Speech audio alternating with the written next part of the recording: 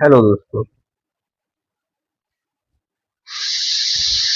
आज हम बेसिक चीज सीखने की कोशिश करते हैं समीकरण के बारे में, जो कि बहुत इम्पोर्टेंट है। उसका जो बेसिक है उससे हम स्टार्ट करते हैं। ठीक। मान लो समीकरण का अर्थ क्या हुआ। अगर तर्जु होता है ना, तराजू। मान लो ये तराजू है, इसका एक पल्ला इस साइड और दूसरा पल्ला इस साइड। और तराजू में क्या होता है, हर हमेशा बराबर करना होता है। अगर मान लो इस साइड हम कुछ वस्तु रखें, यानी कि आम रखें, कुछ आम रखें, 2 गो आम रखें, प्लस 3 गो अमरूद रखें इस साइड। और इस साइड हम 5 गो आम रखें और 6 गो अमरूद रखें। ठीक। 6 गो अमरूद रखें तो क्या होता है, दोनों को क्या करना है, बराबर करना है। अगर दोनों को बराबर करेंगे, ठीक, ये इस प्रकार का हुआ, इसको हम क्या करना है, बराबर करना है, यानी कि बराबर लाना। तो हम क्या करेंगे, कुछ और ऐसा कर दे कि वर्गीकृत करके बराबर करो, यानी कि आम एक साइड आ जाए और अमरूद एक साइड करके उसके बाद क्या करना है, बराबर करना है। वही प्रकार होता है, उसी ठीक उसी प्रकार से समीकरण को भी देखते हैं कि बराबर कैसे किया जाता है। ठीक। बराबर तो उसमें क्या होता है, समीकरण में दो पक्ष होता है। मान लो अगर है x+3 इक्वल टू 2x-3, ये है। इसमें दो पक्ष हुआ, एक ये हुआ ना तराजू का एक साइड, ये हो गया दूसरा साइड। उसी तरह से समीकरण का भी दो साइड होता है।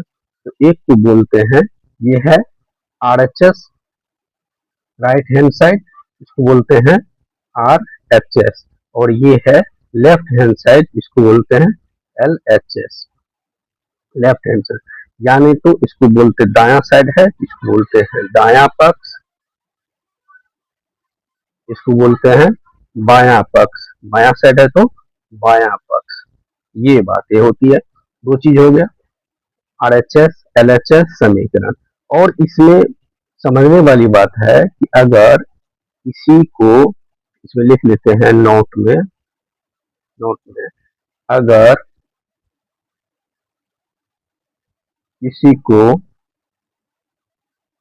एक पक्ष एक पक्ष से दूसरे पक्ष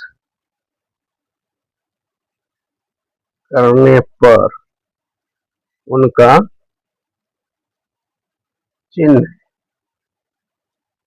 बदल जाता है, बदल जाता है। उनका चिन्ह क्या होता है, बदल जाता है। अर्थात अर्थात अगर धनात्मक है तो दूसरे पक्ष करने पर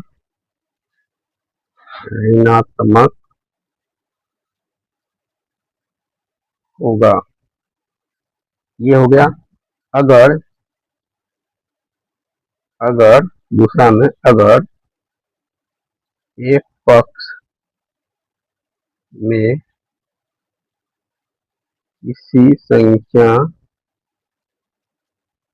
से गुणा है और उसके दूसरे पक्ष करने पर, अगर एक पक्ष में गुणा में है तो दूसरे पक्ष करने में क्या हो जाएगा, भाग में, दूसरे पक्ष करने पर भाग में बदल जाएगा, बदल जाएगा। अगर भाग में है तो दूसरे पक्ष करने पर क्या हो जाएगा, गुना में हो जाएगा। एक ये तो बेसिक चीज है। अब उसकी तो हम क्या करते हैं, उदाहरण देखते हैं हमने क्या सब अभी बताया है। मान लो ऊपर में ही हम लिखे हैं x plus 3 equal to 2x minus 3। ठीक, उसके नीचे में इसको बोलते हैं चिन्ह या, इसको क्या बोलते हैं, या। ऐसे लिखो या नहीं तो या भी लिख सकते हो। हमने बोला कि एक पक्ष से दूसरे पक्ष करने पर उसका चिन्ह बदल जाता है। इसको सॉल्व करने के लिए x x को एक तरफ रखेंगे और बिना x वाले को एक साइड ले जाएंगे। चलो हम करते हैं। यहाँ पर तो इस साइड x है, इसको इस साइड लाएंगे तो ये किसमें है, प्लस में, और इस साइड लाएंगे तो किसमें आ जाएगा, माइनस में। ऊपर में बताया ना, जो धनात्मक में है और उसको दूसरे पक्ष करने पर क्या होता है, ऋणात्मक में बदल जाता है। ये तो इस पक्ष इस साइड में क्या है, धनात्मक में है, और इसको क्या करते हैं, इस पक्ष में लाते हैं, तराजू के इस साइड लाते हैं तो क्या हो जाएगा, माइनस में हो जाएगा। ठीक, बराबर है तो बराबर कर देंगे। इस साइड क्या है ये, चलो इस साइड तो -3 है, ये है, लिख लिए। और इस +3 को क्या करेंगे, उस साइड लाएंगे तो ये क्या है, इस साइड है प्लस में, तो उस साइड ले जाएंगे तो क्या हो जाएगा, माइनस में हो जाएगा। चिन्ह इसका बदल जाएगा, इस साइड प्लस में, उस साइड ले जाएंगे तो माइनस में हो जाएगा। या इसको और सॉल्व करेंगे, x में से 2x चला जाएगा, कितना बचेगा, -x बचेगा, इक्वल टू हो जाएगा -3 और -3 कितना हो जाएगा, -6 हो जाएगा। दोनों साइड क्या है, माइनस है, तो ये तो बराबर हो गया माइनस, इस साइड भी माइनस तो इस साइड भी माइनस, इसलिए माइनस को हटा देते हैं। x इक्वल टू क्या हो जाएगा, 6 हो जाएगा आंसर, यानी कि x का मान 6 आ गया। ये हो गया, x का मान 6 आ गया। एक और उदाहरण लेते हैं।